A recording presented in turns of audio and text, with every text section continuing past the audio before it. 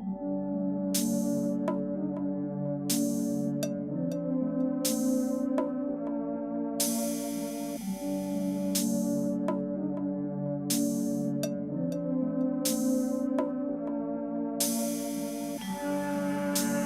say she grew up on Juicy. It's like everything on her Juicy. I swear everything on her Juicy. It's cool, alright. You dap me, say you no friend of me. Hope when you see me, you keep that same energy. I be where the women be. Shoot it in the cloud of doobie smoke, moving slow. She twerk it while she doing blow. Molly say my music go. Katie say my music go. Dreams of fucking me, my voice make a pussy. So too, he in the cut, he peep everything. Chopper sit right next to the cup. Scary things, he don't usually keep it tucked. I don't fuck with niggas much, you niggas do too much. You put no fear in me, you niggas hearing me. Bitch, you'll never find someone who won't care compared to me. 50 karat gold when these niggas bury me. You see it dripping from my soul. She ain't sitting with you, and the trill is what she chose. In her throat while she tell me all her gold. Bitch keep rubbing on my, kissing on my. I still keep 2 cups. It just so happens I wear Timbs. I bought Molly, she bought Friends. You see gold shimmer when I rent. It's still gang, I thought you should know. She gotta be from Memphis, Tennessee. Her waist is 3-6, evil like demon. Mafia dreaming. I tell you game, just hold it down, that's how we keep it. That's on some G shit. She say she grew up on Juicy. I see everything on her Juicy. It's like everything on her Juicy.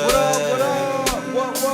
My guy. Bands that make her dance. She say she grew up on Juicy. We vibing. I see everything on her Juicy. It's like everything on her Juicy. Whoa. Bands that make her dance. Let's go. What up?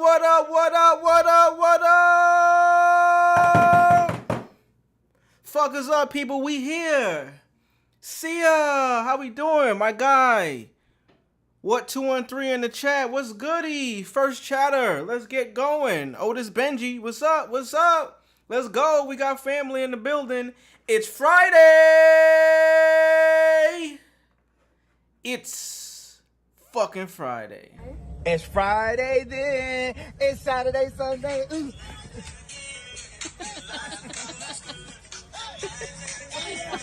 It's fucking Friday, man. Clap it up for yourselves. Clap it up for Friday. If you had a good Friday, a bad Friday, I hope you make it better. If you have a good one, I hope you continue to have a good one. You're going to vibe out here with me. We got story time today. If you've seen the title of this video, I got scammed for about $3,500. And we're going to talk about it. That shit sucked. It was not fun. This was years ago in 2020, so it was in the height of COVID. The height of COVID, niggas scammed me, B. $3,500 gone, and I ain't rich. I ain't just got $3,500 all the time just laying around. You feel me? And we gonna talk about it. But how y'all feeling, man? We here. We having a great Friday. I just finished work. If y'all been in here before, y'all could tell. I stream and work from this same room here. This is my little man cave, you know what I'm saying? You can see. We did this shit up. We did the damn thing in here. We put up nice wall art. You know what I mean? This is a mix between a record store and a comic book shop. I even got the goddamn mixture of both. Comic book version of Travis Scott. My man said, I'm good. Hella tired. Ain't gonna lie, I'm not gonna lie either, brother. I'm pretty goddamn tired right now. But we here for the people. We here. Room looks clean. Appreciate it, man. Appreciate it. Hell yeah. Like, I love this space. I'm not gonna lie. I'm creative in general, but I love to curate. I think that's the one thing I love about art. Curation. I designed this whole shit myself, lined them up, had to get a goddamn ladder to get up there for these joints. You know what I mean? Real clean. You can't even, these shits look like they flowing. You can't even tell that these motherfuckers are sitting in like a see-through, they're vinyl holders. I got my comic books over there. Classic comic books too. Hanging art is wild hard, for real. Pause. That shit is difficult, bro. But my lady put me on to a technique that she uses. So mind you, this is my first time moving in with my shorty. You know what I mean? Beautiful thing. I love it. She allowed me to be able to have this space so I can get my creative shit off and stream. Started out as both of our offices. I started decorating and shit. She was like, you know what, motherfucker, you can have it. I'm gonna take the other joint. Hanging art is hard until my girl put me on to this technique. I used to just eyeball that motherfucker like, ooh, that look about right. That looks about right. I used to eyeball that motherfucker. Now, what we do, we use masking tape, or what I do now, she put me on, you get you some masking tape, you know what I mean, the one that's not going to peel your wall. You make it a nice straight line. Bow. Nice straight line. Bow. And then that's what you use as a guideline for where you're going to hang up whatever art you could put. Depending on what you're hanging, if it's like a record, if it's one piece, if it's a whole frame, you want to see where it's going to be. You know what I mean? You go ahead and tape out the entire outline of the frame. And bam. You got that shit perfect. That shit is straight, even. You ain't got to worry about nothing being a little crooked, a little sideways. Phenomenal. My man said my wife isn't handy but can put up art frames like a pro. Hey, clap it up for that. Hey, let's get some air horns on that one. Shit. I ain't gonna lie, I make hoes like crazy. I used to do the same shit. Thumbtacks like a motherfucker. Thumbtack here. Oh, damn, that's fucked up. Take the thumbtack out. Put another one in that motherfucker. I used to goddamn ruin walls. Ruin them motherfuckers, like, for real. But now, you know, we good. We got the technique up. Little masking tape. Bow. Line it up. Bow. And then what you do, once you got the masking tape there, I forgot to tell y'all the most important part. You stick the hole through the tape so you know exactly where it's going to line up. Bam. Phenomenal.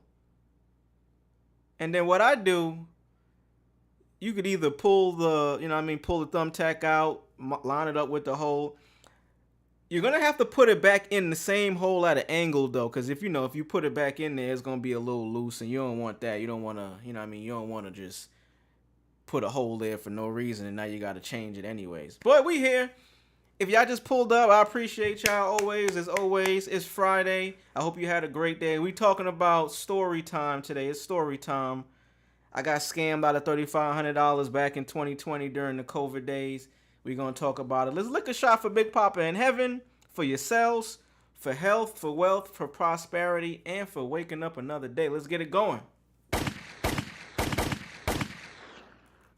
Amen. Amen. We here. Hit the chat if you here. What? My guy. Our old apartment in Miami was like an art gallery event. My kid's room. We moved, bought a house, and went. What that say? And went nowhere. We sold our spot in Orlando, has art up, but only the most expensive pieces. Amen. Facts. Hey, our upstairs, I should probably do an IRL stream of just showing like the crib, because we got, our upstairs looks even better. You know what I'm saying? Like this down here is my little space, but we got more vinyl up there. We got like artwork, nice furniture like that stands out. Got like pops of color. We got like these yellow chairs, green sofa. It reminds me like of an art gallery, low key. Me and my lady, we into art, so shout out to that. Let's get into it. It's Friday. It is Friday. Collecting art becomes hella addictive. Hell yeah. It's Friday then. It's Saturday, Sunday. Ooh. It's Friday, man. We gonna talk. We gonna talk. We here. It's story time. We talking about art right now. Art, I love art in every sense of the word. I collect vinyl for the artwork. Like, all of my new vinyl, them motherfuckers are still in the plastic, dead stock. I just copped the Drake Take Care from Target the other day, and I was like, God damn. I got home and realized the back of it had a little tear in it. It might have been from us sliding around and shit, so could have been our fault. But I was like, damn, no, it's not dead stock no more. Fuck. Same thing with like sneakers. I'm not a sneaker collector no more. I used to be when I was like in college and shit and in my early 20s. I recommend this documentary, Herb and Dorothy, NYC's First Collectors of Art. I'm gonna check it out.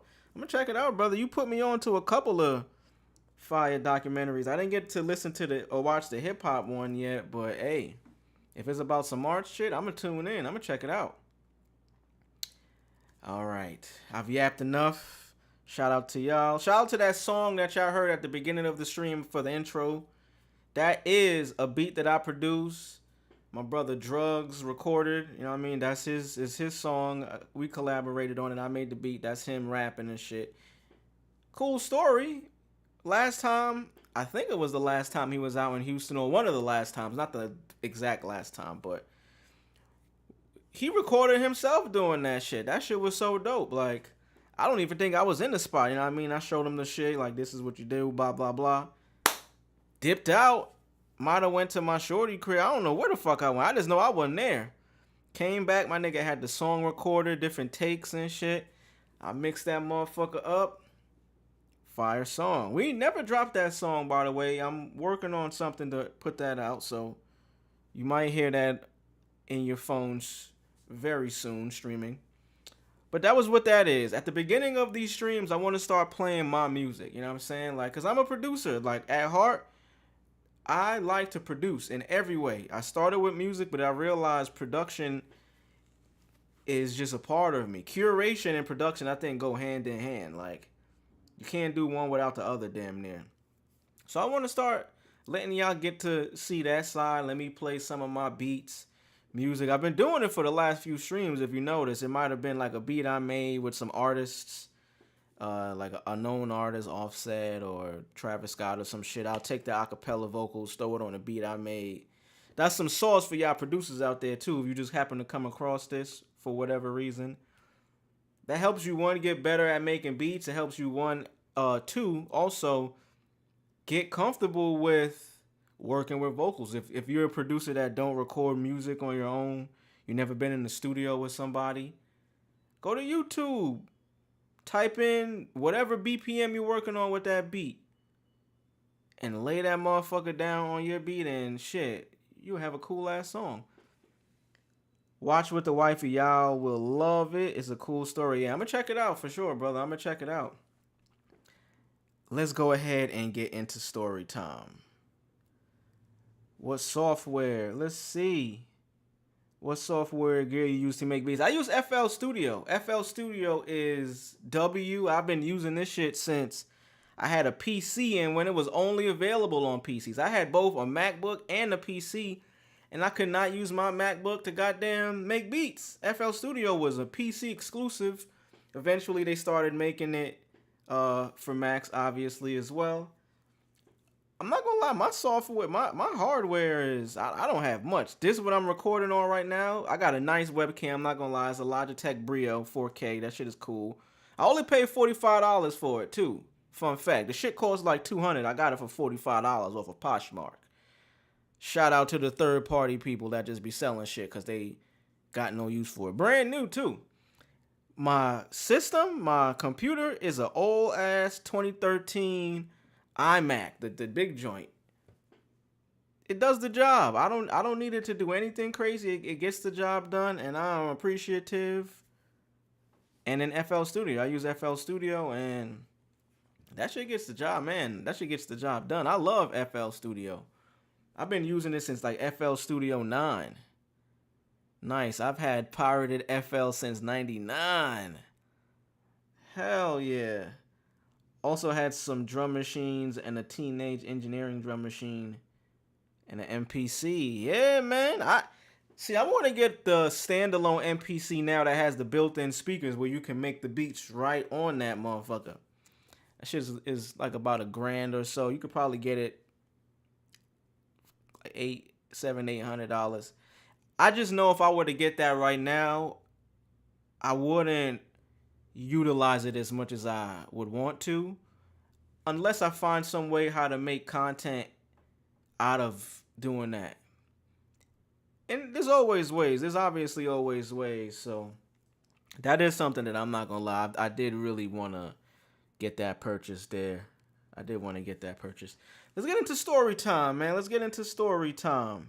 I got scammed. I got scammed for $3,500 in the height of COVID. You might ask yourself, hey, man, how the fuck did that happen?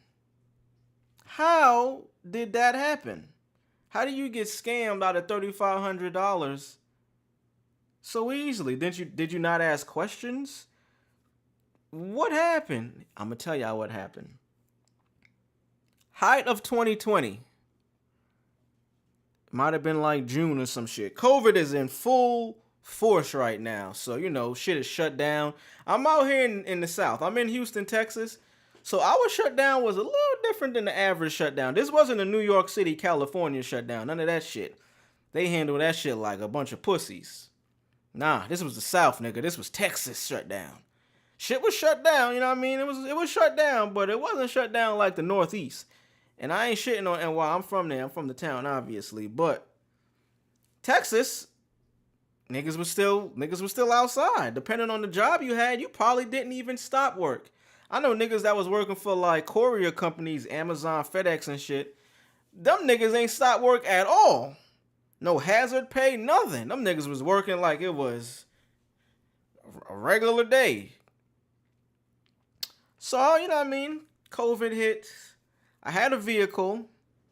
I'm in Houston for probably like 5 years at this time. I'm living on my own. I'm no longer cohabitating with the person I was once living with. All of that is done. Donezo. It's me on my own now, nigga. The car I had, boom, totaled this shit. No more car. Fuck, no more car. And that's actually another story for a different day, because that's an interesting story too. Totaled the goddamn car. Goddamn it, no more car. Fuck. What is I gonna do? What is I gonna do? No more car. So, mind you, I gotta get to work. I need to get to work. I had a job where I was working, but not as many hours as I would normally work. I was working, but not as many hours I would normally work because of the COVID thing. Crazy enough, they still allowed you to work, which is the wild part to me. But hey, it's neither here nor there. You was masked up out this motherfucker. Super masked up. Nigga, mask off? No. Mask on. Mask off? No. Mask on. COVID. Facts. Needed a car. Totaled the car that I had. I need a vehicle. I'm like, shit, I can't keep paying for Uber. I told a story before where I was paying for Uber so much and my job was so far that I was damn near paying rent twice every month. And I wasn't making that much money. I wasn't making the best amount of money. Like at all. Especially now with my hours being cut because of COVID. I'm at the job. Now, at this job that I'm working on, said job, I'm not going to reveal too much. At this job, I have people that I see on the daily. Not coworkers, but people that I see every day just based off of the job that I'm doing. And I'm saying, like, I see familiar faces. I don't want to call them friends, associates. They're not coworkers. Just people that I see on the daily. But yo, what's good money these days? Facts. Shit is all fucked up. You can make $100K, you can make $200K, and you might still feel like, damn, shit is expensive out here. So I got some associates that I see daily. You know, you get friendly with people. You start seeing them every day. You learn their names.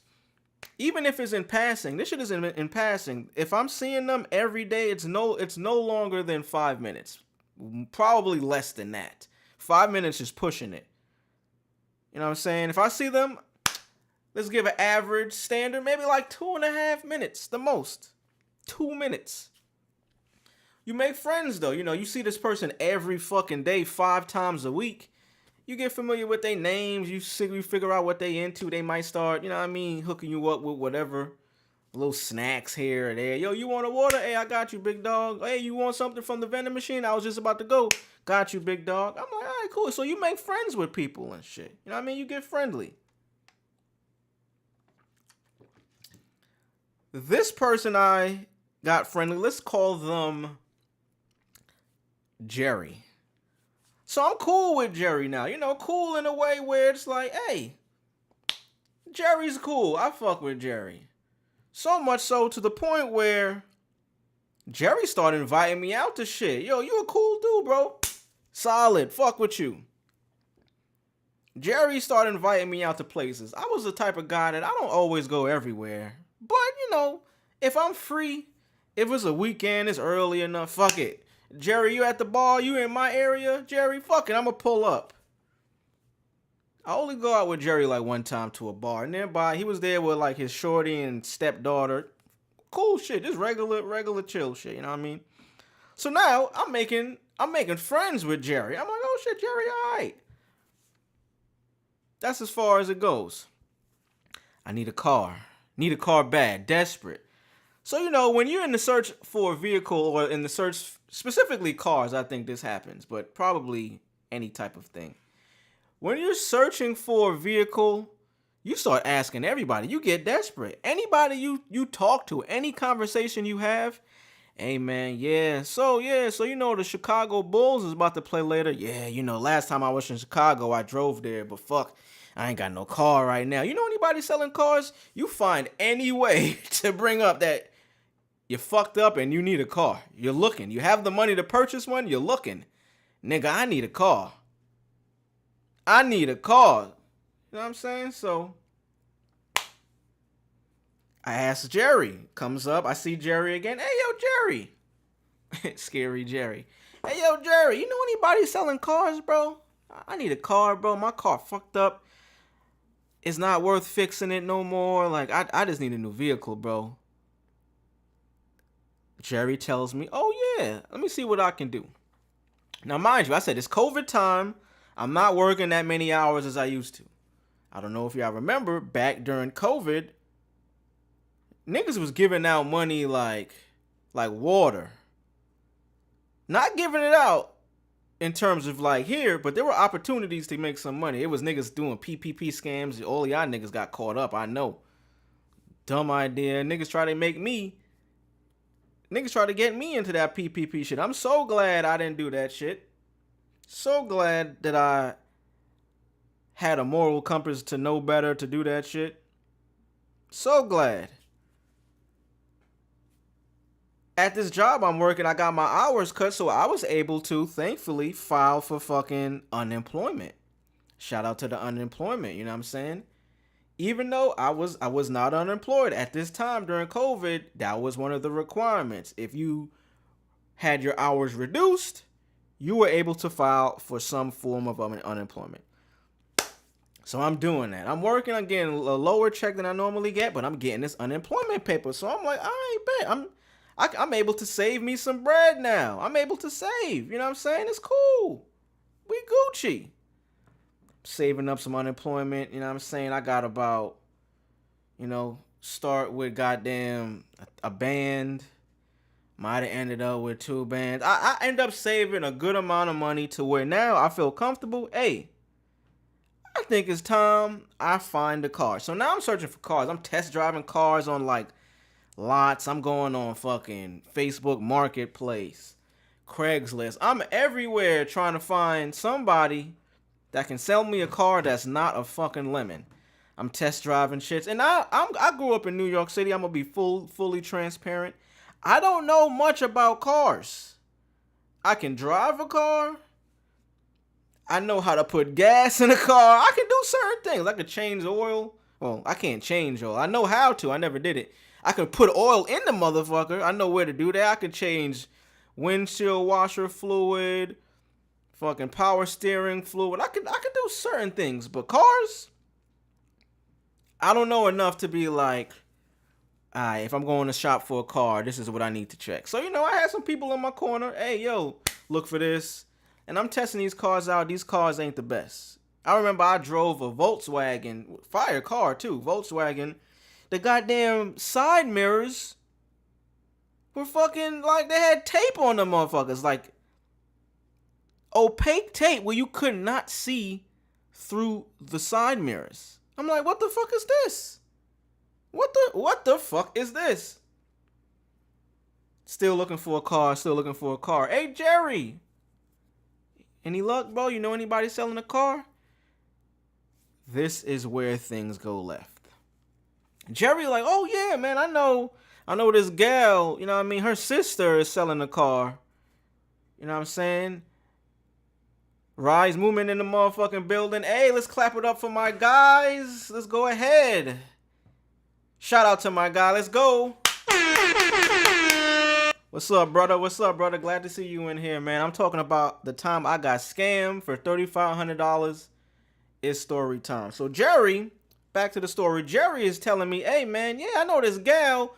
Her sister is selling a car. This should have been red flag number 1. Whenever they start removing people, like it's this person's sister's cousin from 2024 or this person's brother knows a guy, that should have been my red flag number 1. But I'm desperate. I need a car. I'm paying way too much fucking money for Uber every day. I can't afford this shit. I'm not working the best job at the time. I'm broke, nigga. I'm broke. But I saved up this little unemployment money. You feel me? Got the bread. Oh, shit. Her sister selling a car? Yeah, let me get the information. He's like, yeah, I think she posted it up online. Here, I'm going to send you the information later. I'm hyped now. I'm like, oh, all right, cool. We got some business. We in business now. We got something. You know what I mean? We got a prospect. I might be able to get a car. I'm hyped. Bro texting me the information. I'm like, all right. Here's a link. I'm like, okay, cool. No, mind you, take it back. It's a phone number of the girl. So I text her, hey, boom. Oh, yeah, all right, yeah. Yeah, this is Stephanie. Let's call her Stephanie. Yeah, this is Stephanie. Yeah, my sister's selling a car. Here, let me send you the information in an email. I didn't think about none of this shit at the time because I was so desperate. I'm like, wait, we texting? Why you gotta send it to me in an email? This is a nice form of communication already, right here. We're texting. We're going. It's working. It's working already. Why we need to go to the email? Why we gotta bring in another form of communication? But I'm desperate. I need a car. Bad. So I agree. I start emailing back and forth with an email. Red flag number 2. And this is my fuck up. Not once during any of these exchanges did I decide to call this number, actually speak to this person. I'm moving off of the strength that, hey, yo, Jerry, I've hung out with him one time outside of the situation I normally see him. He gave me this recommendation. Jerry wouldn't steer me wrong, right? Wrong. Fucking Jerry. Bitch ass nigga stood me wrong. So, I'm emailing with Stephanie. Hey, Stephanie, I need this car. I need a car bad. They send me the link. Now, mind you, the link said it was an eBay link. It was supposed to be an eBay link.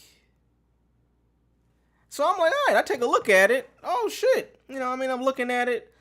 Whole lot of red flags in hindsight, but I'm desperate. I need a car. I can't be driving back and forth to work, or I can't be taking Ubers and Lyft back and forth to work every day. Work far. I'm paying way too much money. I'm paying probably 40% to 50% of the money I'm making that day just to get to the work. So when my check come, half of that motherfucker is gone already. I'm desperate. Fuck it, man. I need a car. Now I start email. They send me the link. I'm looking at the pictures. I'm showing it to people. Hey, yo, this car. It was a Maxima. I can't forget. Maxima, nice Maxima too. White shit looked clean. Everything was copacetic. So I thought. So now will come time. Hey man, I think I want to get this car. How can I check it out? Red flag number motherfucking 2 or 3, wherever we are. How can I check out the car? Yo, I think this is gonna be a W. I want to do it. Red flag number 2. So I'm located in Houston. They're like, okay, yeah, so to get to, to take a look at the car, we're located in Louisiana. I'm like, okay, Louisiana. It's kind of far. I mean, Louisiana is the next state over here from Texas, but why are you, like, okay. And we're going to have to ship it over to you. Okay, you gotta ship it. All right, Louisiana is not that far. You gotta ship. I've seen cars get transported across state lines. Like when my mom moved to Houston, she had her car shipped from New York to Houston. I'm like, all right, so okay. I'm desperate though. I'm fucking desperate. I'm in love with the car already. I done showed it to people. I'm in. I'm all in now. I'm feeling obligated that I need this car so bad. I'm spending too much money. People know, so it's a real thing now. I'm like, all right, how much is it going to be to ship? They're like, all right, so the car was going to be $2,000. Should have been another red flag for me. But I'm like, fuck it. I got extra money. I got about 4 bands saved up. 2? Shit, I'ma still have 2 more bands. Fuck it. They like 2 bands. I'm like, okay, cool. Say less, nigga. I could afford that and have some left over. Shit. You shitting me? You shitting me? Red flag number motherfucking 4. They're like, all right, so for us to ship it, the only form of payment that we accept is going to be Bitcoin. I ain't never bought no shit with Bitcoin before. I don't even know how that works. I really don't know anything about Bitcoin at this point. But I am under the impression that Jerry knows this person. Jerry is a cool guy. He wouldn't steer me wrong. Right? Wrong. L Jerry. F Jerry. Fuck Jerry. He wouldn't steer me wrong. He knows this person. They gonna hook me up. 2 bands. Oh, this is the car he was telling me about. This is the girl that knows the sister, that all of this bullshit. We only accept Bitcoin. So I'm like, all right, this sounds kind of odd. But I need a car.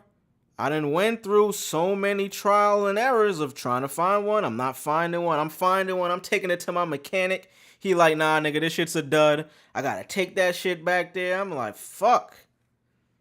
Let me just try an unconventional method of buying a car off of quote-unquote eBay, allegedly.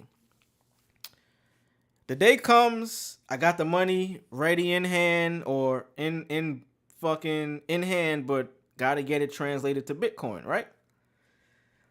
So now I have to figure out how the fuck to do that. Google. Oh shit, there's a Bitcoin ATM a little close to me, you know what I mean? 10 minutes away, 5 minutes away, however close it was. So for me to even do this, I had to go put money in Bitcoin. They print you out a receipt, and on the receipt has like a QR code that you scan, and that's how you get the Bitcoin. So mind you, I had to take an Uber. I don't have a car. I had to take a fucking Uber to get to the goddamn ATM. Tell that motherfucker, hey, I got 2 stops. I got 1 stop, and I'm coming back home. So, that extends the ride and makes the price a little bit more. The day comes, they give me all the Bitcoin information. You got to send it here, do this. Once you get it, take a picture of the receipt. This should have been a red flag for me now that I know how Bitcoin works. You get the wallet, you know what I mean? You're not supposed to show anybody the code. Because what eventually happened to me was the hard way of me figuring out, oh shit, this QR code, there's nothing else tracking this goddamn transaction, nigga, is that QR code. And once that goes away, nigga, you have no proof of who you sent it to, how much it was, like nothing, bro. That's what Bitcoin is used for.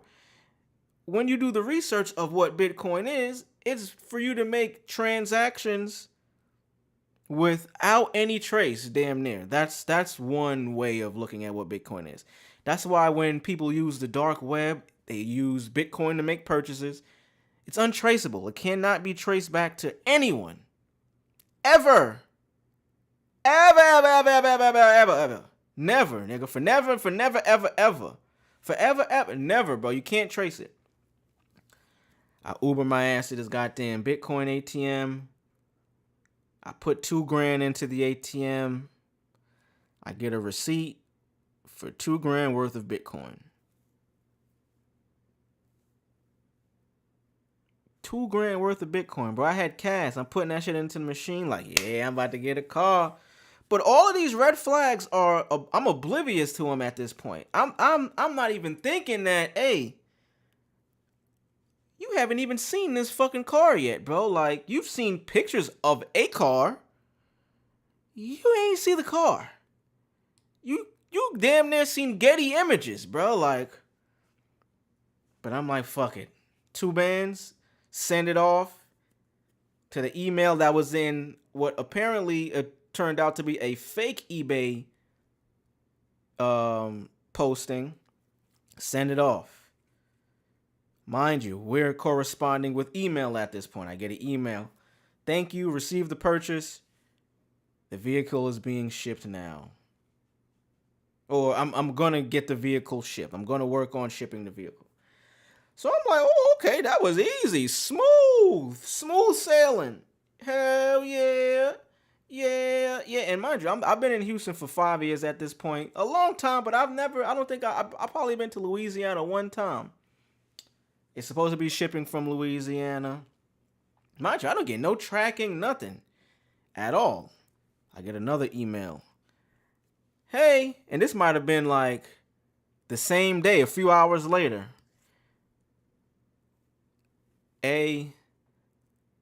Received the payment, car is on the way, shipped. However, it's at the border of Louisiana right now.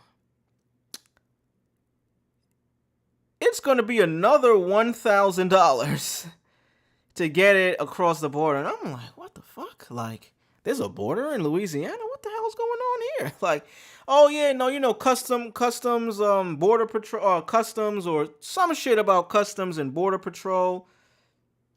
And mind you, my only reference of this is I've been in Texas for 5 years. The person I was cohabitating with was originally from like the South Padre Island, Brownsville area. So when you actually come back from that area, since it's so close to Mexico, you do pass customs and border patrol. So I'm like, oh, you know, maybe this could be true. Maybe there's some type of border near Mexico and Louisiana. I don't know geography. I went to New York City public school, man. I didn't think any of this shit at the time. I'm desperate and I need a fucking car. Hey, you gotta pay the border to get the car across. So I'm hesitant at this point. I'm asking more questions like, all right, why is this my responsibility? I'm thinking I'm doing my due diligence. Mind you, I'm already out 2 bands. Somehow they swindle me into the other 1,000. I'm like, fuck. All right, cool. Gotta go back to the goddamn Bitcoin ATM. Another Uber. They're back. New receipt. New Bitcoin. We at $3,000 now. I'm like, ooh. All right. I only got 1,000 left now. I had like 4 bands saved up. Shout out to the unemployment. I got 4, but hey, I was only expecting to pay 2 and have 2 left over. I only got 1 left now. Okay, damn. Send it over like a dickhead. Send over the other 1,000. I'm waiting. I think I might go to work. I'm at work at this point. I can't remember if it was a weekend or if I was off. Some more time go by. I get another email. The fact that we started through text message and it transferred over to email should have been a red flag for me. But when you're desperate, when desperation kicks in, bro, you don't realize how naive you will be. I was the most naive, and looking back in hindsight, I'm like, yo, bro, you are dumb. Y'all in the chat right now might be thinking, yo, bro, you are dumb. I was dumb and desperate. I needed a car, nigga. I didn't want to pay no more Ubers. Fuck. All right, whatever. I get another email. I can't really remember what this third email said. And I really do want to see if I can find it, but I don't want to waste y'all time trying to search it because I'm pretty sure I still have the email. But whatever reason, something happens, I get an email, and this motherfucker needs $500 more. So I'm like, what the fuck? What the fuck? How much money do you need, nigga? But I'm like, all right. The car was only $2. I got $4. Another $500. I'll still have some money left over. I'm super desperate at this point. It's probably setting in now that, hey, this might not be all right, but let's just see. Maybe this is the last thing that they need to get this fucking fictional car from Louisiana past an invisible border and shipped to my location. Uber, boop, boop, boop, boop. Uber. Get there, another Bitcoin, another this, another 500. And mind you, I am being so naive because I feel Jerry is my friend. Jerry wouldn't steer me wrong. Jerry can catch these hands for real, bro. Where he at? Hey, real talk. Jerry could get these hands right now. Still. This is years ago, but still. I send the 500, and now I'm at home. I get another email asking for more money, and I'm like, hold the fuck up, man. So now it finally clicked on my head. I'm like, yo, what if I'm being fucking scammed right now? Chat, I'm not gonna lie, the feeling that came over me once that finally set in, because they asked for more money just to get it to me. I'm like, yo. It's like that Mr. Krabs meme that they made when this shit is like, he's like, and the fucking background is blurred and shit.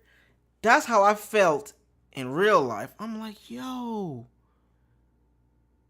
am I being scammed? I probably deep down already knew, yes, nigga, you're being scammed. Stop sending this person money. You never spoke to them. You never heard their voice. You don't know what they look like. All you have is a name, an email address, and the recommendation from fucking Jerry. You don't know this nigga. Stop sending money. When that finally kick in, I go into a panic mode. I think I almost had a panic attack. My chest beating. Boop, boop, boop, boop, boop, boop, boop, boop, boop, boop. My chest beating out. My heart beating out my chest, bro. I feel fucking so dumb. I feel used. I feel all of the things. I feel like my privacy was invaded. All of the vulnerable feelings, like that shit hit at one time. I started sweating and shit. I'm sweating like a motherfucker. So I emailed back, hey, how do I know this is real? Like a dumbass. How do I know this is real? They say some bullshit. I reply back. It finally kicked into me at this point. Oh shit, I'm being scammed. What the fuck can I do? How can I get this money back? How the fuck can I get this money back? Oh, you use Bitcoin. The purpose of using Bitcoin for transactions is that it can't be traced. Fuck! I'm like, oh shit, I really got scammed, bro. No! I'm hurt, I'm hot, I'm heated, I want to fight. I don't know what to do at this point. So the only thing I could think of was emailing this person back. Hey, motherfucker. My dad works for the FBI and your ass is grass, buddy. Your ass is grass. I'm lying and shit. I'm trying to scare the person to send me money back that they clearly not going to send back. My dad works for the FBI, motherfucker, and you count your last days, buddy. I turned into a fucking Karen at that point because I'm like, what the fuck am I going to do? My man What said it can be traced, but you won't know who the person is. Hey, shit. I went as far as I went to the FBI.com website or whatever the fuck their website is and filed a report, nigga. I filed a real life FBI report. Did anything happen? No. Did anybody even contact me? No. But shit, it felt good doing it. I'm like, I'm fucking telling, bro. I'm telling, motherfucker. I felt like Kid Cudi in that bitch. Yeah, Your Honor, it was that nigga. He took my shit. I felt defeated, bro. And shout out to life. Look at how things work out and fast forward. I didn't call no homie, no family. The only person I could think to call was my now girl, who we were dealing with each other yet, but we weren't official back then. We were friends. She was the only person I felt comfortable calling, like, hey, some shit just happened. I need you to not judge me of what I'm about to tell you, but I'm fucked up right now and I need a friend. I need someone to just listen to me. I don't need no advice. I just need you to listen. She was like, all right, bet. I told her the story. She didn't judge. She didn't offer no opinion. She was like, fuck. I might have even cried on the phone. I ain't gonna lie. $3,500. Ooh, pardon me. $3,500, bro. Gone. No car. So now I'm hot. I'm like, Jerry, I'm gonna fuck you up, bro. I'm gonna fuck you up. So the next day, mind you, this is all in a work environment. So I can't just pull up and just stall off on a nigga. I can't do it. Like, and I still am questioning in this moment, hey, was he aware of this? Is he in on this shit? Did he get some of my $3,500?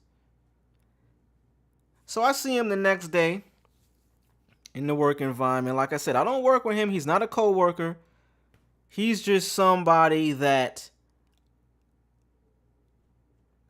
is an affiliate because of the job I had. I see him daily, Monday to Friday.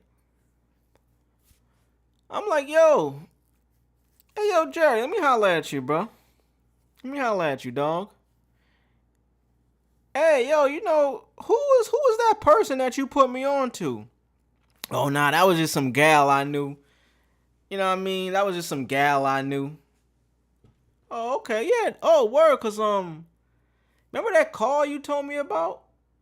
Remember you put me on to that. You remember you told me about the car that old girl had that you was gonna help me out and get? I didn't get it, and I lost money, bro. What's up? Oh shit, you lost money? Damn, bro. Let me holler at her right now. This nigga fakes a phone call. Damn, she must not be answering. I'm gonna find out for you though, bro. I'm gonna find out for you. Mind you, like I said, I don't work here with this gentleman. I pass through and I dip, so I can't stay there. I can't lollygag and hobnob. I gotta get the fuck going. I got a job to do still. Chat, I swear to God, that happened probably like a Friday. I'm not gonna see Jerry again until Monday. Now at this point, I'm thinking how I can like fight this nigga at some point, but like tell him like, hey bro, like let's meet up after work. Let's go to that bar again. Remember that? Yeah, let's go to that bar again. Monday comes around, I go to the office. No Jerry. Jerry gone. Whole other person working in the office. Now I'm like, yo, what happened to Jerry? Jerry got fired. Jerry got fired? Jerry got fired, gang. And from that point on, I never seen Jerry, never heard from this nigga again. I think I might have texted him one day, got no answer. The bubbles might have turned green. My man said it was Jerry, bro. It had to have been. I believe it was Jerry the whole time. This motherfucker played the long game. You hear me? Like, my man became cool with me. Started figuring out shit I'm into. Oh, yo, you make beats? Oh, you do this? Oh, you was with old boy? You was doing this? Jerry fucking had a whole con the entire time. Hey, JST Brooklyn 77. What's happening? I'm not sure what that mean, gang. No WSG. I don't know what that one mean, but hey. And then and they said never mind. I don't know what's going on, but moral of the story is, hey man, don't just what's good? Duh. I'm unk. Oh, what the hell? Yo, what's going on right now in the chat, gang? Nah, this some funny shit. My man just said what's good. And then Just Brooklyn 77 said I had a boyfriend. I don't think it was on nothing like that, family. It was just a nice greeting.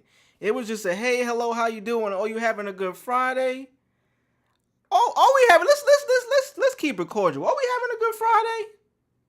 It's Friday then. It's Saturday, Sunday. Ooh. Oh, we having a good Friday. That took a turn. But hey, shout out.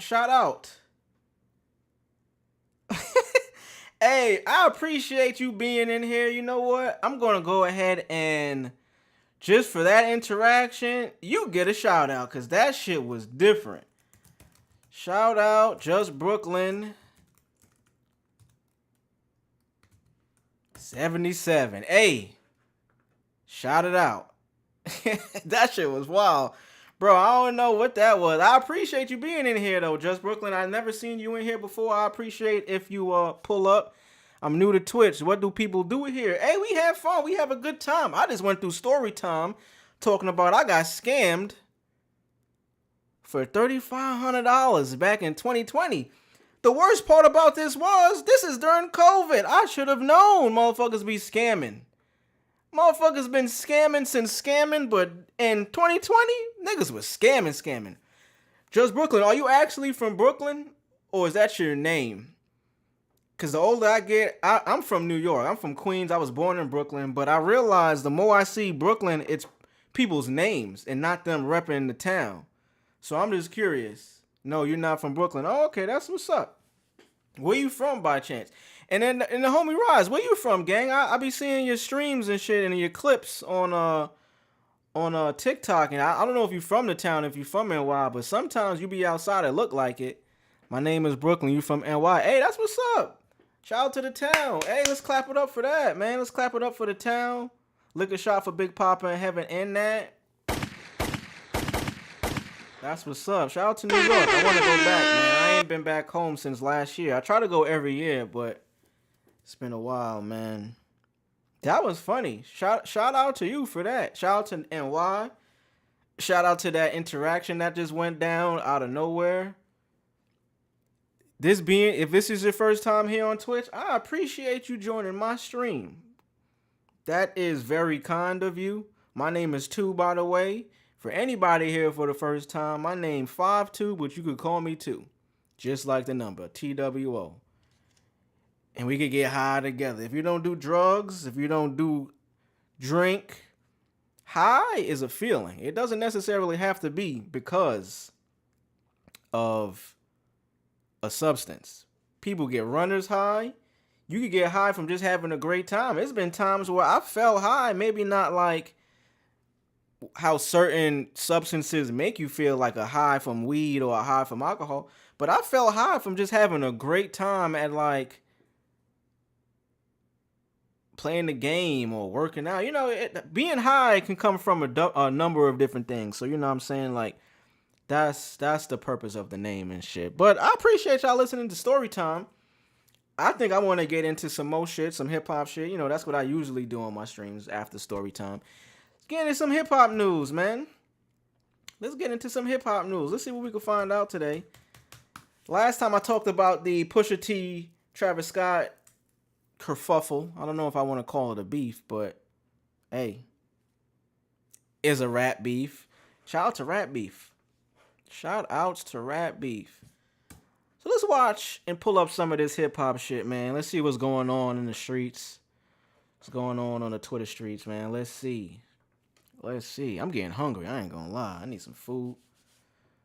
But let's take a look. Let's take a look, see, and a listen at what's going on out there. I hope y'all all still doing good. Oh, shit. I didn't even talk about it. What? How dare I? We need to celebrate. I forgot to get balloons. I wanted to get balloons, all type of shit. I hit Twitch affiliate yesterday, man. After my last stream on Wednesday, Thursday morning, I got the invitation to be a Twitch affiliate. I am now a Twitch affiliate, y'all. Let's clap it up for that, man. That is a beautiful thing.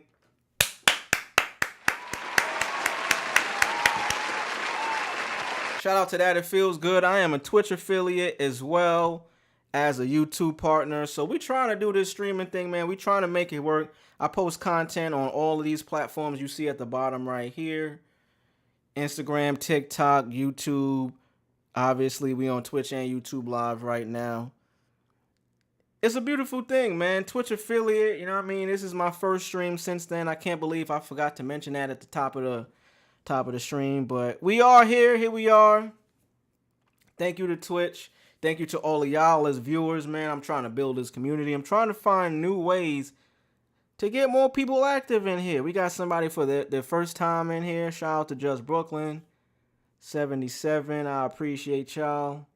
Appreciate everybody in here. Rise, the homie What, everybody. Otis Benji, everybody that tunes in religiously or if you just passing through. I love it either way. Now let's get into the news. What happened? Let's see what happened. So let's go ahead and get into. I actually want to talk about this. Let's not do the Twitter video. So my guy Cameron, Killer Cam, my top 5 favorite rapper of all time. No order, but he's in the top 5. You see my slow loading ass computer here. The real story behind that BMF night as told by Killer Cam. So Killer Cam recently, actually, he just got a multi-million-dollar deal from Revolt for his Talks with Flea podcast. I actually like this more than it is what it is with Mace, because the sports show is dope. It's sports. But I like watching this because he be giving it up. He gets into like real hip-hop stories. Hip-hop from that time. You know, from somebody that, you know, I mean, I care to hear about. My bad. That wasn't supposed to happen.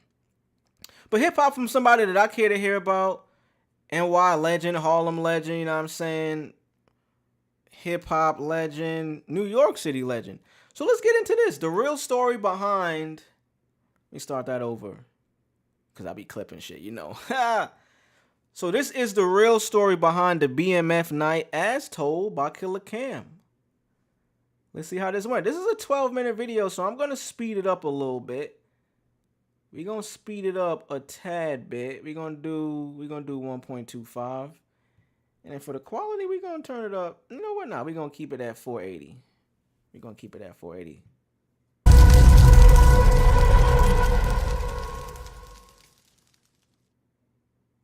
I heard, shout out to Joel's, he told a story about the whole BMF thing. I heard Blue Da Vinci side. I never heard just side. What happened with BMF that night? So BMF, all right, so here's what happened. And I'm not telling this story to start trouble or nothing, because shout out to BMF, they're my niggas. And I seen Blue Da Vinci's, and if Blue, what's up? Shout out to Meech, J-Ball, all my niggas. I seen Blue Da Vinci's story, and he had it right. And you know what's so dope about people's stories is that different perspectives of the same story. So from his point of view or Jewel's point of view or my point of view or different people's point of view. Everybody's in different places, so that doesn't mean nobody's lying about what they're saying. It's just different perspectives. But what happened is, just to be clear about it, is that basically, so we're in the club one night in Miami, Memorial Day weekend. I'm talking about Dipset. We're all in the club together. And yeah, so basically what happened was we in Miami talking about Dipset Memorial Day weekend, partying, and it was cool. It was a cool night. And I'll get through the story quick because it can be dragged out, but I'll get through it quick. I'm not going to use the word BMF because I don't know who BMF is. Like that's the part that I say Blue was confused about that. He was like, yeah, we BMF, they knew it. I didn't know who BMF was, so I'm going to say these niggas. We in a club partying, and these niggas are up above us, partying on the second level. But I'm underneath of the balcony, so I don't care. But liquor is falling down, hitting certain members of Dipset with the liquor. So they're looking up saying, yo, be careful with the liquor, watch what you doing. Watch what you doing, nigga. You got that Hennessy and that motherfucking tequila dripping on my goddamn fit, bro. Watch that shit. Watch the fucking Henny, bro. The shit's brown. It'll stain. I got on my nice shit. I got on my white nice shit, B. Watch your fucking liquor. So I come from underneath and I look up and I'm like, oh, them niggas ain't partying. It isn't like these niggas was sitting there pouring liquor on niggas saying, fuck out of here, we pouring liquor on you. These niggas was having fun, partying, have a good time, and liquor just happened to be spilling. So I'm like, I ain't paying no mind. I walk back underneath. Some of the Dipset stayed out there still getting wet. And I'm telling them, just walk literally 2 steps. If you walk 2 steps underneath the balcony, you would not be getting wet. But WCAM trying to be the voice of fucking reason. Hey, bro, you don't want to get wet, nigga? Then don't stand where you can get wet. See, this is the thing about certain niggas, hood niggas for specifically. I'm going to say this is focused on hood niggas. Niggas that want to be ignorant. Bro, if a problem arises and you can resolve the issue, why don't you do so? Hood niggas will make the problem get escalated. You could have easily took 2 feet back, realized it wasn't going on purpose. They weren't purposely pouring liquor on you. Niggas is having fun. It might liquor gets tossed around sometimes, but niggas is having fun. Niggas is drunk. But hood niggas, they want to escalate it. They want to be macho, machismo. They want to show their chest. They want to make sure people know they tough. I'm tough, nigga. You don't do that to me. And this is when the fucking problems start. But they got offended, I felt. And they went up there and got into some shit with these niggas. And some people got cut on the other side, not Dipset members. So damn, that was that. The party ended. Police came, all this, that, and the third. The next day, I got a party, a show in Club Mansion. And so I'm doing my show. It's cool. Fat Joe is on stage with us. Everybody else, we just cooling. And I see these niggas with these shit to say Black Mafia. They holding up shirts. They holding up towels. They holding up all this other shit. But in my brain, I'm like, oh, these some fans. I'm not, because I don't know who BMF is. I wasn't in Atlanta. I wasn't in Detroit. I don't know who these niggas is. I'm not even making a correlation that these niggas is the same niggas from last night that was in the club. That wasn't even on my mind. I'm thinking niggas holding up their set, showing us love, whatever. So I do my show. After the show, we don't really stick around. We left out. See, this is where Blue Da Vinci said his story, and he's like, yeah, we went in the dressing room looking for them niggas, and they must have ran out because they knew what time it was BMF. Nah, nigga, we just left. He said, nah, bro, I was just trying to get back to the hotel. I had a bad little biddy waiting on me. I didn't know who you niggas was. I didn't think it was smoke. I'm trying to get to the crib. I got a pizza on the way. Actually, I ordered a pizza. Room service. Shorty ordered it for me. I'm trying to get there before it get cold. I don't want to eat cold pizza. I hate cold pizza. I just dipped out. Business as usual. I got my bag. I got the back end. I did the show. Rocked it. I don't know you niggas. Just left after the show and went to the hotel because the hotel was walking distance. The Royal Palm is walking distance from Club Mansion. So we left out and we went to our hotel. So when we get to the hotel, we're all chilling outside the hotel. Anybody that know the Royal Palm, it's a long driveway, or it used to be a long driveway. And we're all kind of scattered out in the driveway. And I'm like, we just chilling, trying to get bitches, whatever. We just chilling outside after the show. We just had the show, we killed it. Bitches is all swarming, whatever, so we're chilling. So as we're chilling, I look at towards the end. I'm kind of towards near the hotel, but it's a long driveway. I'm looking down at the end of the driveway, and then I see like 5 niggas chilling, staring at us. So I'm like, I ain't paying it no mind. Worst shit ever, bro. When you just kicking it, and this is why I don't go out in groups and hang out with a bunch of niggas no more. It's me and my shorty, man. When you out with a bunch of niggas, is almost one. There's a 75% chance of some type of incident or altercation going on when there's you and more than 5 other people. And then there's another group of 5 or more people. If it's a party situation, if it's liquor involved, when niggas get to staring, bro, it's time for me to go. Because I'm like, I'm not getting into an altercation off of having eyes, dog. Like, my eyes work, thankfully, you know what I mean? Amen, you know what I'm saying? Knock on everything so that I can continue to keep this vision in my sight. My eyes work, bro. If I glance over at you and you niggas is mean mugging me, I'm gonna be like, all right, well, that's fucking weird. That's odd. Either you like me, nigga, or it's smoke. And either way, I don't want to be involved with either one of those things. So I just like to stay to my fucking self, me and my lady. And then, you know, as you get older, that type of shit don't happen, but that's one thing I hate, bro. Then I see 10 niggas looking, staring at us. So I'm like, it was about 10 of us, about 12, 13 of us. I'm like, whatever. I look up again, it's 20 niggas just down there staring at us. I'm like, so now I tap my man. The nigga I'm with, my man don't give a fuck about nothing. He gonna fire on anything, my man that I'm with. But I'm like, yo, you see this? He said, yeah, I see it. Now it's 30 niggas. Now I'm like, hold the fuck on. Damn, these niggas is multiplying like rabbits. That shit went from 5 to 10 to 20 to 30 niggas. Damn. They was out there deep, wasn't they? BMF. What up, though? Detroit. What's going on? Like the real 30 niggas. So I'm just looking. So now I'm just on point with these niggas. Now it's about 40 niggas. And nah, son. Niggas is just showing, what they pulling up in cabs? Where they coming from? Where are all these niggas pulling up from? Niggas is showing up on bicycle. Niggas is coming in on feet, on bicycle. Now, mind you, it looked like, and like, I'm just giving you an idea. In my brain, I'm like, it looked like they had chainsaws, bats, all type of shit, brass knuckles. They was mad deep. So I'm like.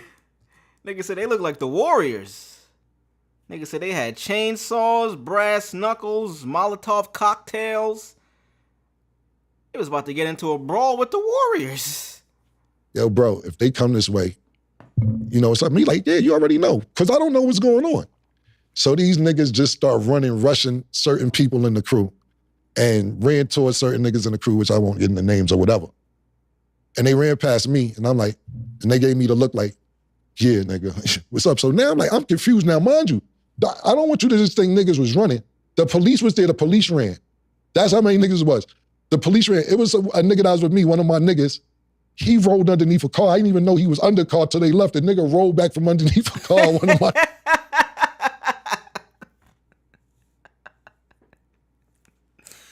Nah, fam. Rolling underneath the car is crazy work, bro. Crazy work. Rolling underneath the car? Let's listen to that one more time. That's how many niggas it was.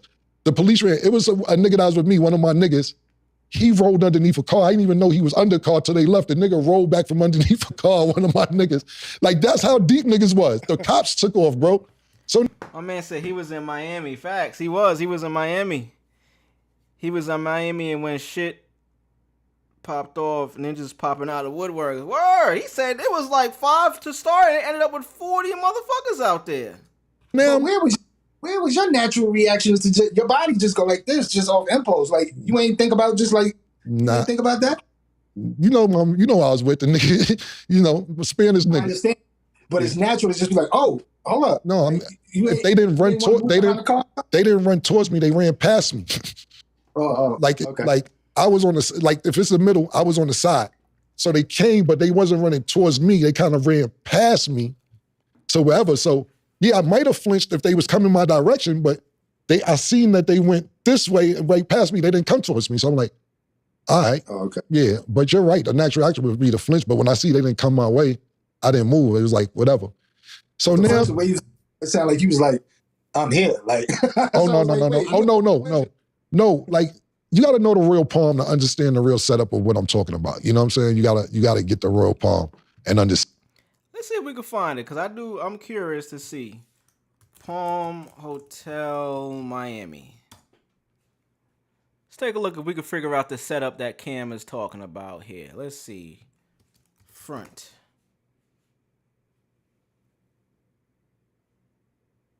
I'm assuming it looks something like this.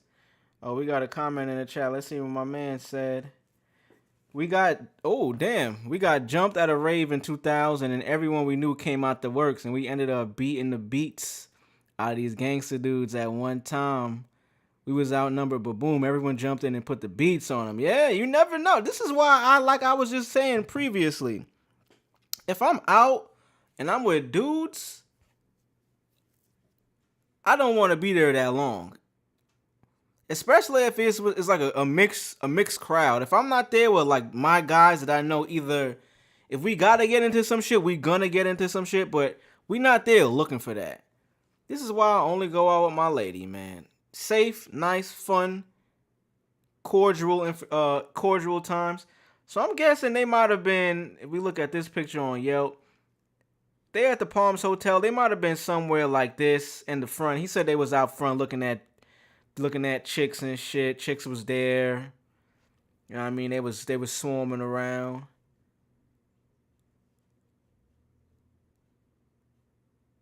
Okay. Something like that.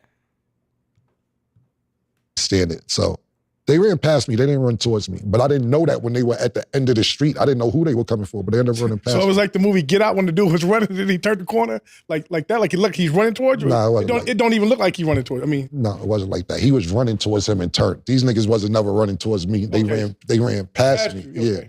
But I was, anyway, make a long story short. So I found out that it was a crew called BMF and that they was deep in Atlanta, this, that, and the third, yada, yada, yada, yada, yada. And let's pause right here. BMF.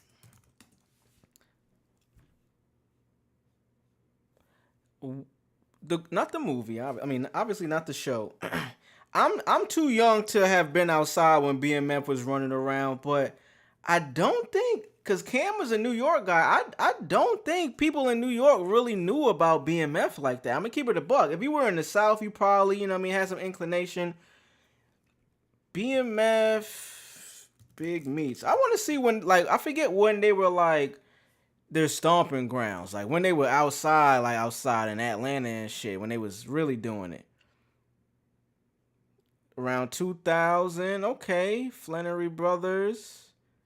In the 2000s, damn, mouse is dead. In the 2000s, Demetrius Flannery, that's Big Meats, established BMF Entertainment as a promotional agency and a record label for hip-hop music. The Flannery Brothers were already known to associate with numerous high-profile hip-hop artists, including Diddy, Trina, T.I., Jay-Z, Young Jeezy, and Fab.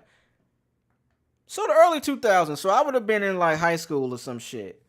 They was outside late 90s, early 2000s. See, I heard of BMF. Obviously, later the Rick Ross song came out, but that was way later. They were already done. But if this was early 2000s, I wouldn't have been outside. So I can't even say that New York guys or people from my area would have known, because I wasn't involved in them conversations at that time. Check out Al Prophet on YouTube. He interviewed a dude that hung out with them. He owns Don Diva and Feds magazine. Oh shit! Shout out to Don Diva and Feds. Classic mags.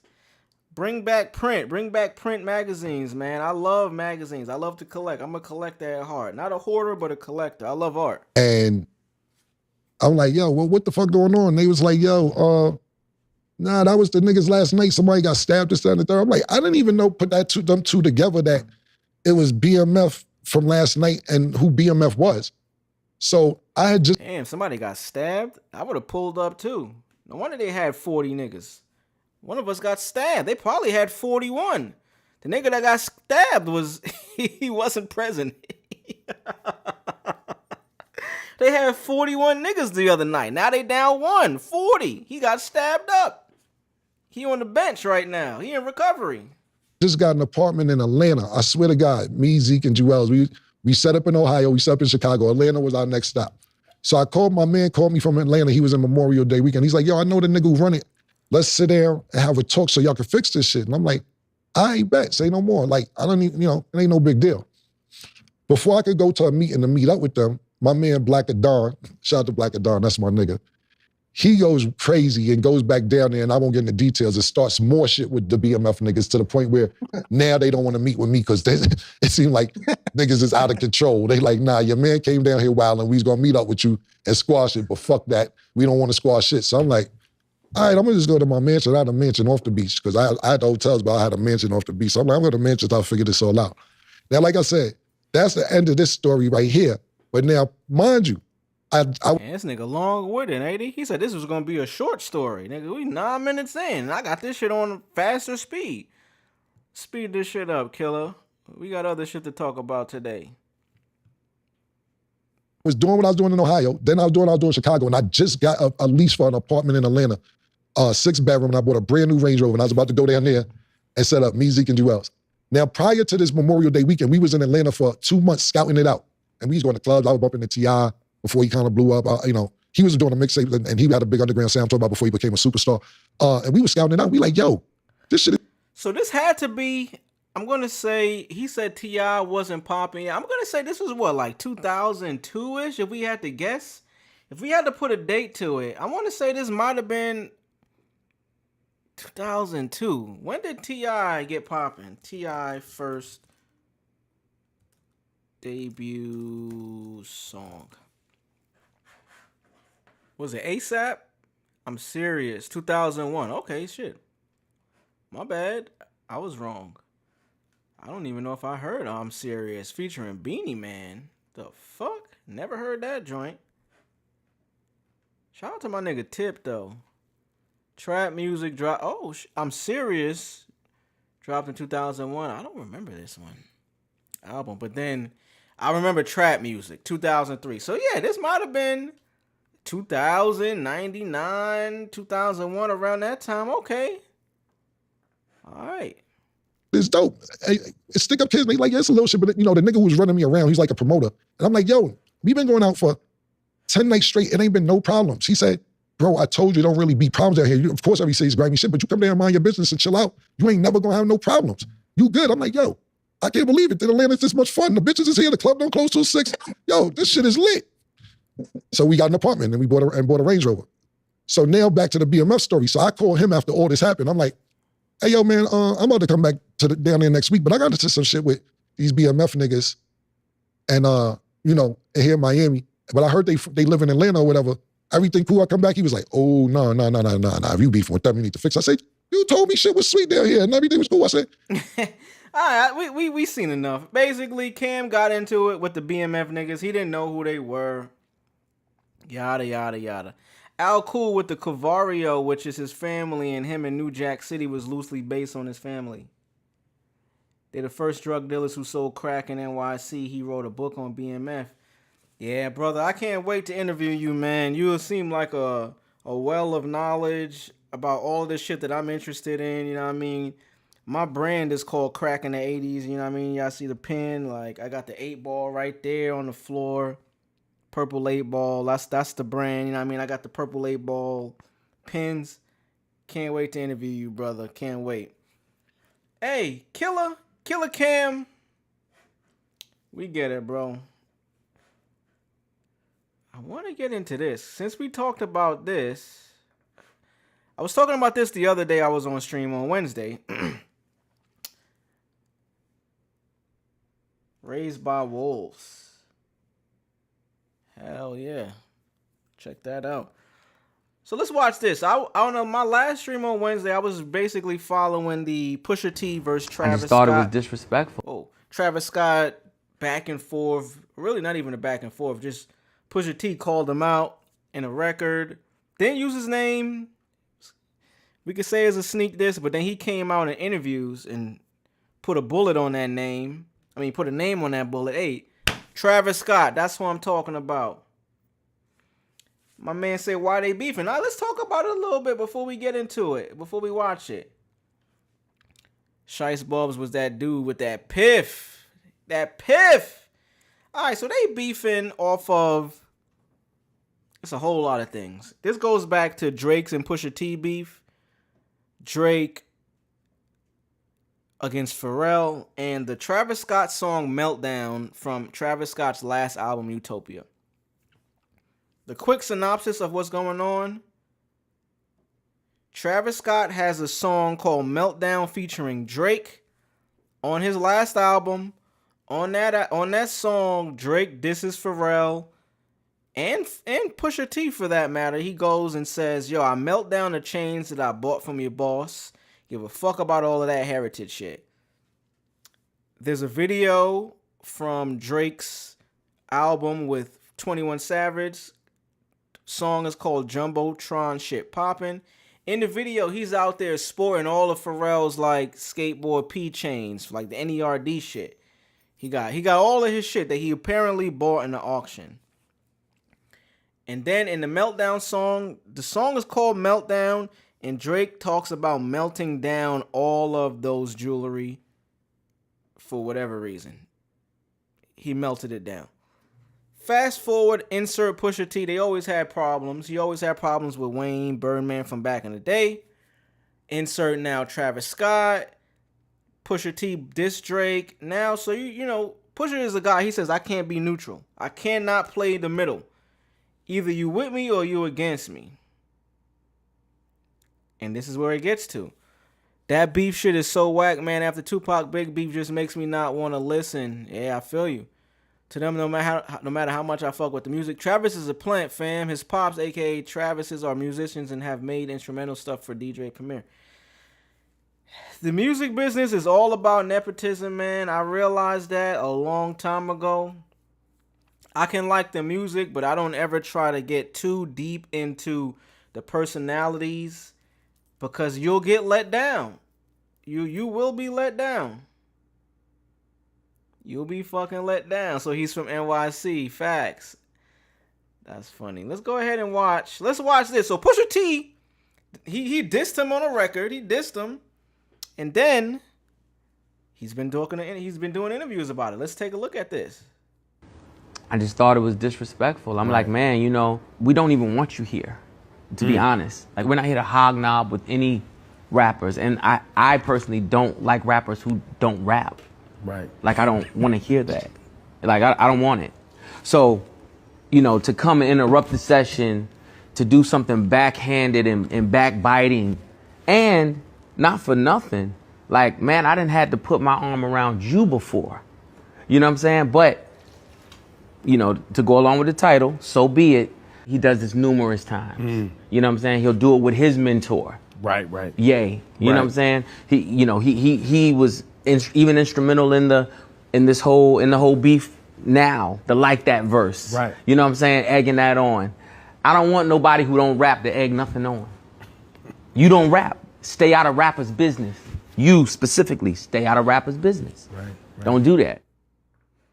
Ooh, stay out of rappers' business. Don't do that. Now, we all know, it's not a secret, the rap game now, people that are at the top, Drake, Travis, they don't write their shit. They write, but they collaborate is the word they're using now. Hip hop wasn't built off of that, so I understand the people that come out and say, hey, man, no, I'm of this cloth, you're of that cloth. We can coexist, but don't mention me, nigga. Do not talk about me. We're not the same. I love Travis Scott. Like, that's my guy. But I also understand the purist in Pusha T being like, hey, bro, I don't want to talk or hobnob or be around no rappers that don't even rap.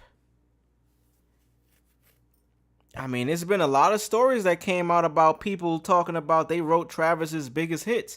Sicko Mode to this day, I believe, is Travis Scott's biggest hit. What is Travis Scott's?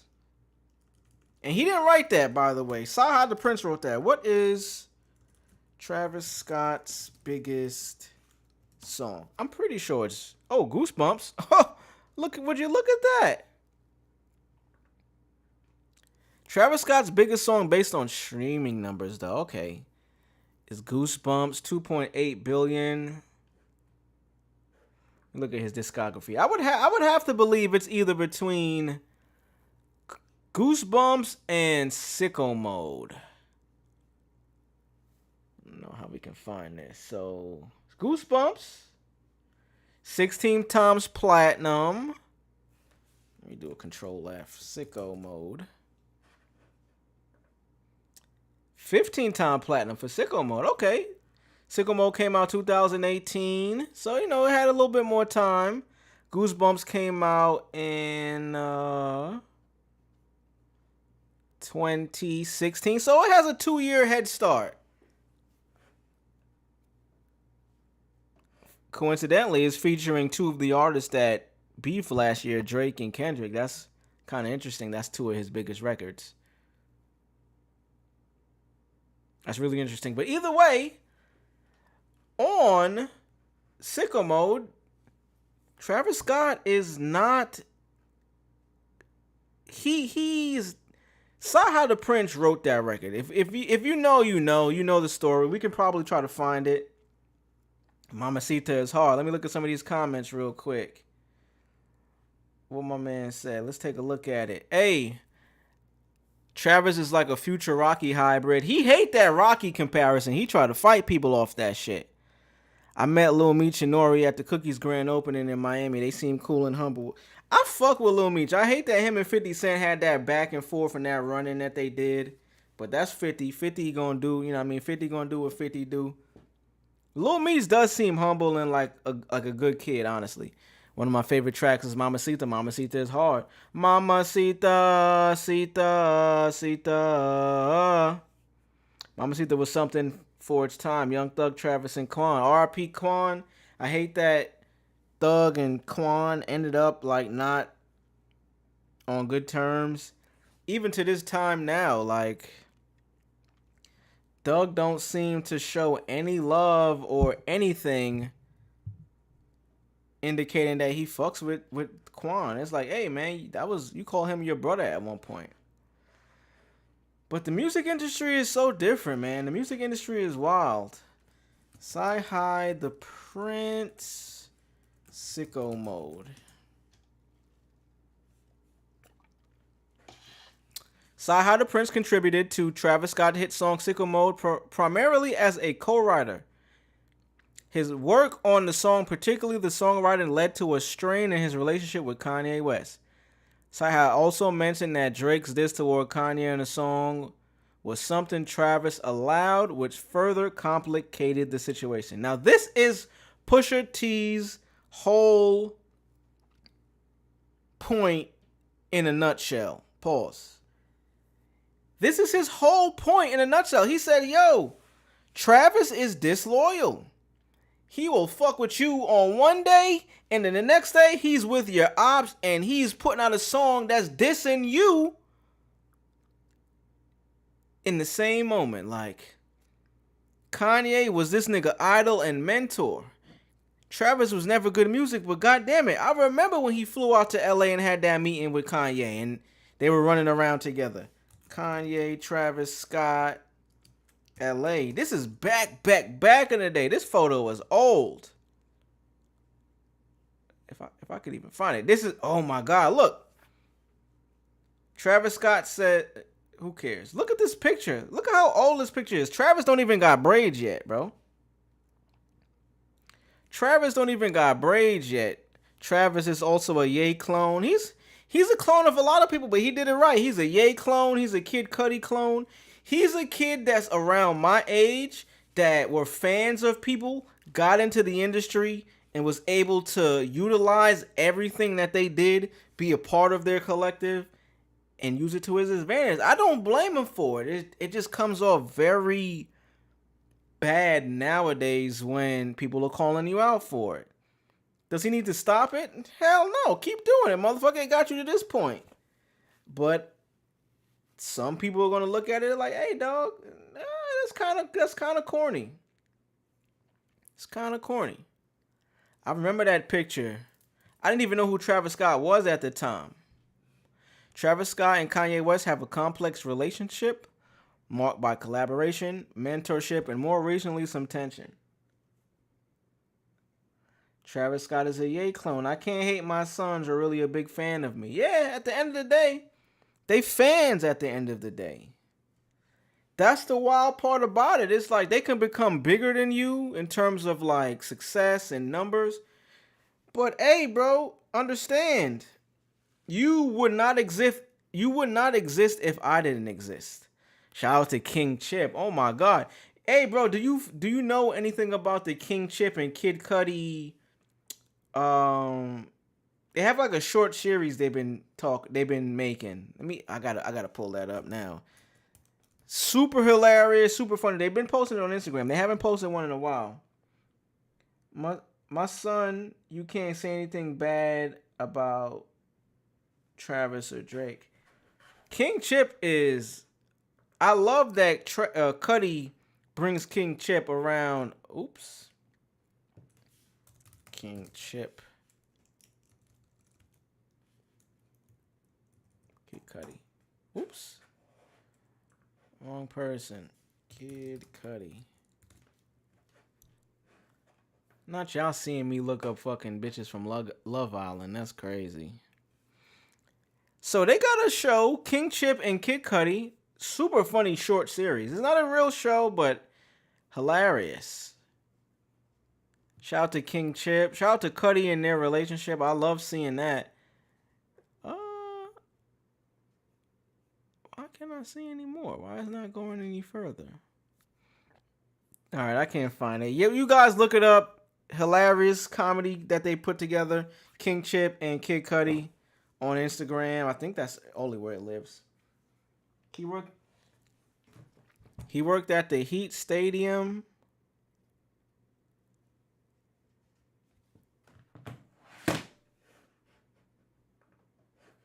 Take a look at what that said.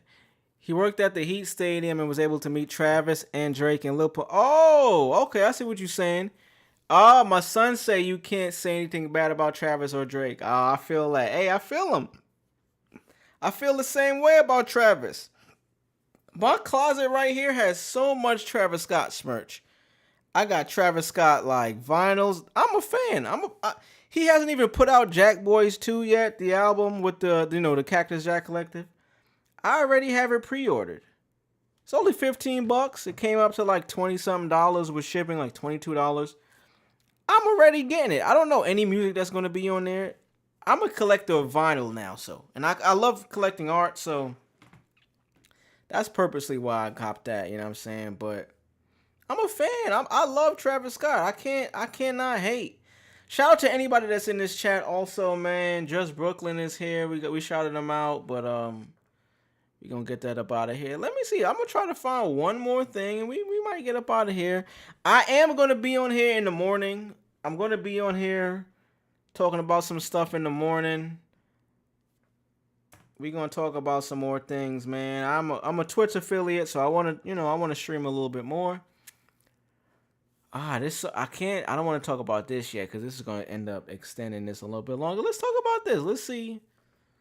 More Cameron. Fuck it. We're going to keep it Cameron, Dipset, East Coast. How long is this? This is short. 1 minute and 21 seconds. So Cameron, like I said, he got that Revolt deal. Cameron, Revolt. I spelled that wrong than a motherfucker. And it's not Cameron. It's Cameron. Look at some news. Oh, there you go. It showed me right away. Cameron has recent. Did I switch it? I didn't even switch it. My bad, chat. There you go. Bam. Cameron recently partnered with Revolt for his talk show Talks with Flea. securing a multi-million-dollar deal, according to Instagram posts by the artist. He is also involved with a Revolt through a podcast. It is what it is. Oh, so this is the second deal he got with Revolt. Additionally, Cameron is developing a film and television network alongside with his media ventures. Shout out to Cameron for that, man. Shout out to New York niggas, New York rappers getting their thing off. Pause. Shout out to that, man. Shout out to that.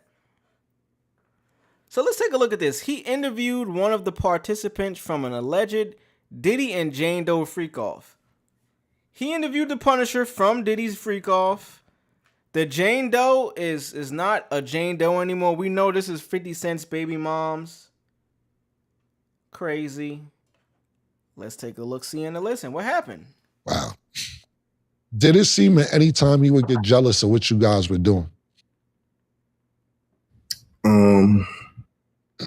No, I didn't feel that. Yeah. But there was one time when she kind of caught an attitude with him. When she was giving me oil, I was like, damn, she nice with it. And he said, yeah, she's one of the ones on my A team. Oh. And she was like, I am the team. Oh, got you. So Got you. Yeah, she, see, the thing is, I mean, like I said, I don't want to get too much into it because of legal things, but sorry, came out. You could have been on the B team. I don't know what the problem, if you're. You could have been on the B team is crazy. I feel him. I do feel him. But damn, that's so wild to say. You could have been on the B team. I don't know what the problem, if you're on the A team. Yeah, you could have been on the B or C team, P. You feel me? I don't really get it what the problem is, but yeah, man, this is crazy. How much was you getting paid for this shit? The initial booking was 2, but I got 5. Okay, each time? Yeah. Okay. Nigga was making good money. $5, five bands to sling some dick. Pause. What's this hat that bro got on? Like, whose logo is that, nigga? Are you repping LA? LAT? What are you repping, gang? Like, what is that? That shit looks. What is this hat, bro? Did she ever try to reach out to you after you guys all did what y'all did? By herself? Through the agency. No. Okay, never personal. Okay, cool. It's a really short clip. Didn't get much out of it.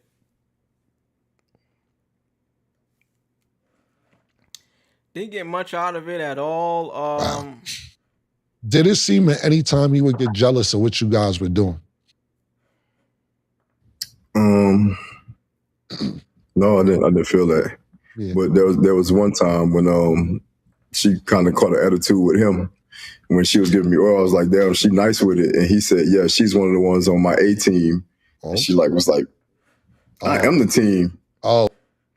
I'm the team, nigga. Hey. Hey, man. Hey. Who knows what's going on? Shout out to everybody still in here. Let's talk real quick, cause I've been going on for a while. I'm moving in on an hour and 45 minutes. How we feeling today, chat? I want to talk with y'all, man. I want to talk with y'all. I don't want to show no more videos before we talk. How we feeling? My boy, what 213 is in the building? NY, Miami in this piece. How we feeling? I'm not gonna lie, I'm hungry, chat. What should I eat? My lady is out with her friends. They went to Chili's. She done ate without me. I don't know what I want to eat. I'm gonna have to order something. I know that for a fact. I'm gonna have to order some food. I don't know what to get. No idea what to get. I kind of want pizza, but I had pizza a few days ago. The spot that I get pizza from is fire though. It's a New York. So the person is from New York. They make pizza clearly. Feeling nice. Uber Eats.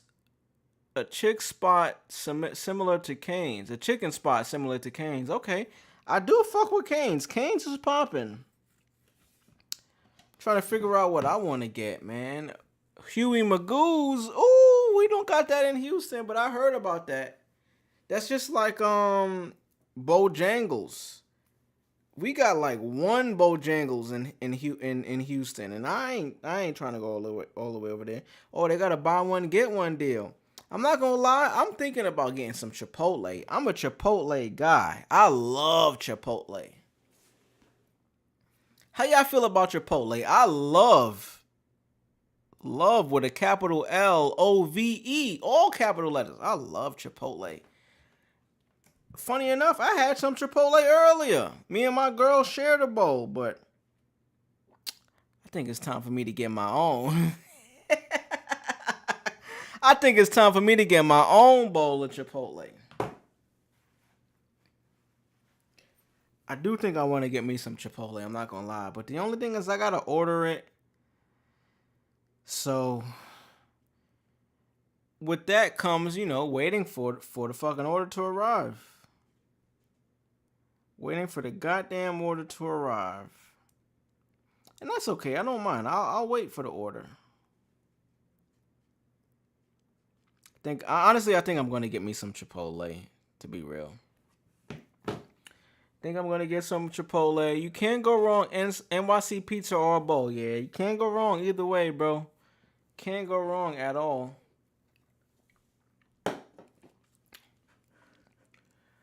I do think I've hit a nice spot with this stream because it's getting closer to 2 hours.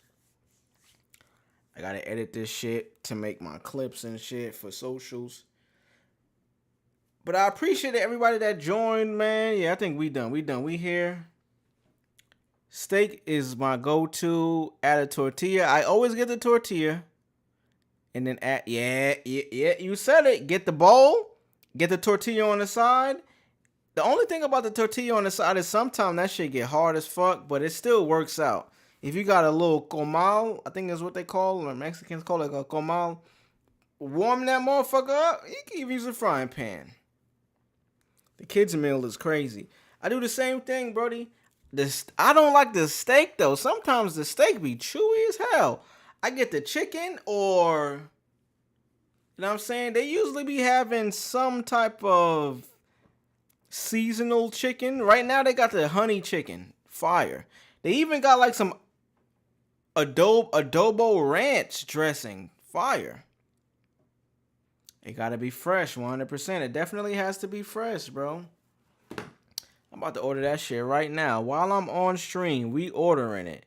That honey is gas. Yes, sir. We ordering that shit right now, Chad. I ain't gonna lie.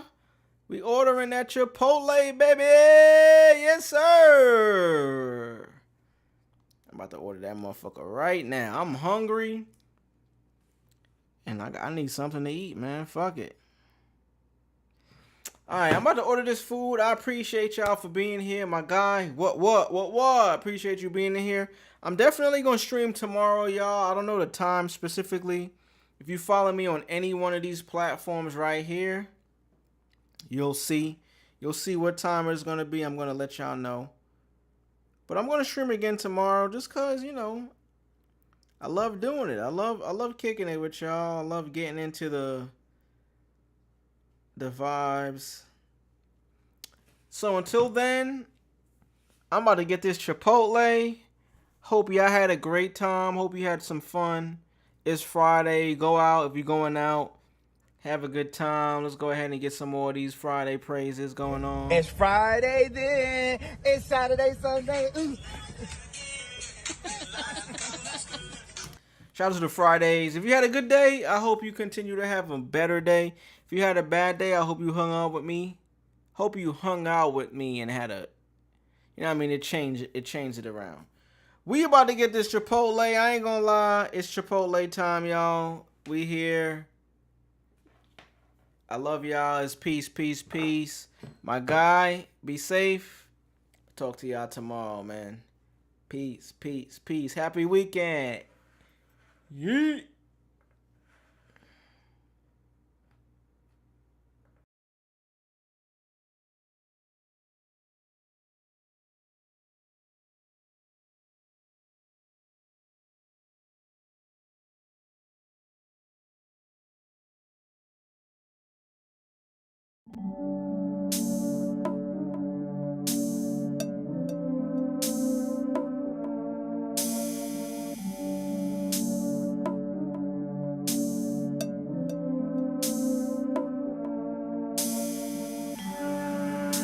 She say she grew up on Juicy. It's like everything on her Juicy. I swear everything on her Juicy. It's cool, alright. You dap me, say you no friend of me. Hope when you see me, you keep that same energy. I be where the women be. Shrouded in the cloud of doobie smoke, moving slow. She twerk it while she doing blow. Molly say my music go. Katie say my music go. Dreams of fucking me, my voice make a pussy. So too, he in the cut, he peep everything. Chopper sit right next to the cup. Scary things, he don't usually keep it tucked. I don't fuck with niggas much, you niggas do too much. You put no fear in me, you niggas hearing me. Bitch, you'll never find someone who won't care compared to me. 50 karat gold when these niggas bury me. You see it dripping from my soul. She ain't sitting with you, and the trill is what she chose. In her throat while she tell me all her gold. Bitch keep rubbing on my, kissing on my.